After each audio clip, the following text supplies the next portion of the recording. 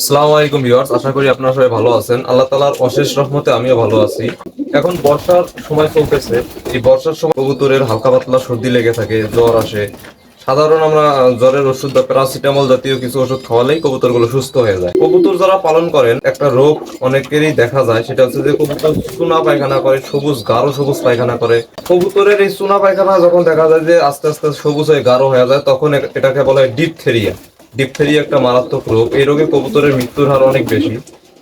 তো ডিপথেরিয়া মূলত হয়ে থাকে ঠান্ডাজনিত কারণেই। আর সবচেয়ে বড় একটা কারণ হচ্ছে যে যখন আমরা কবুতরের খাবার বাজার থেকে কিনে আনি, তখন দেখা যায় কবুতরের খাবারের মধ্যে অনেক ফাঙ্গাস থাকে, ধুলাবালি থাকে। আমরা না ঝেড়ে বা না শুকিয়ে কবুতরকে খাইতে দিই। এই কারণেই মূলত এটা হয়ে থাকে। তো এই ডিপথেরিয়া যে আপনার কবুতরে হয়েছে, আপনারা কিভাবে বুঝলেন?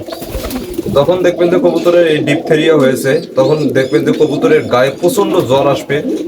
তারপরে নাক মুখ দিয়ে দেখবেন পানি আসবে, বা এক ধরনের লালা মুখ দিয়ে পড়বে, মুখের মধ্যে প্রচন্ড দুর্গন্ধ হবে। আরেকটা হচ্ছে যে কবুতর খাবার খাওয়া কমিয়ে দিবে, এবং এটা এত পরিমাণে পানি খাবে যে পানি খেতে খেতে এদের খাবার যে থলিটা সেটা একেবারে ভরে গেছে। কবুতর সামন দিকে ঝুঁকে পড়তেছে, এই পরিমাণ পানি খাবে। দেখবেন কবুতর হাঁটতেও পারবে না, কবুতর প্যারালাইসিস হয়ে যাবে। অনেক সময় কবুতর প্যারালাইসিস হয়ে যায়, ভালো কবুতর হঠাৎ করে প্যারালাইসিস হয়ে যায়। কবুতরের যে পায়খানাটার রং আছে, যে স্বাভাবিক যে একটা পায়খানা করে, এই পায়খানার রং আস্তে আস্তে ধীরে ধীরে চুনার সাথে একটু হালকা সবুজ, তারপরে গাঢ় সবুজ।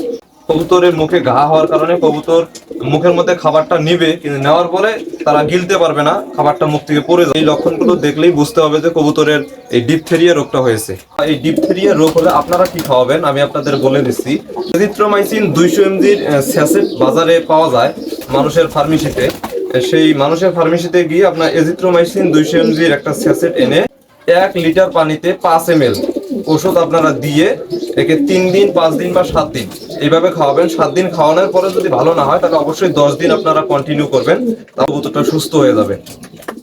তো বন্ধুরা, ভিডিওটি যদি আপনাদের ভালো লেগে থাকে তাহলে অবশ্যই লাইক, কমেন্ট এবং শেয়ার করে দিবেন। আপনাদের সাথে আমার দেখা হবে আমার পরবর্তী কোনো ভিডিওতে। সেই পর্যন্ত আপনারা সবাই ভালো থাকবেন, সুস্থ থাকবেন। আল্লাহ হাফেজ।